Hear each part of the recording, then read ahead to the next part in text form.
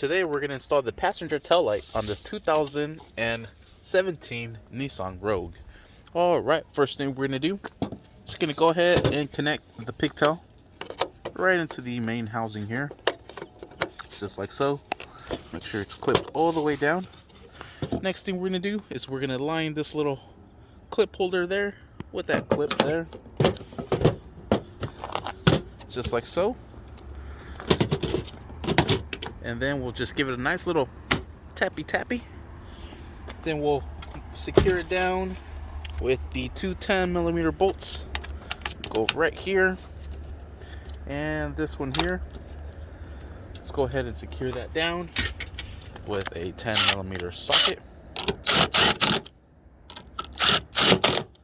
And that is how you install the passenger tail light on this 2017 Nissan Rogue. Thank you for watching. Please like and subscribe.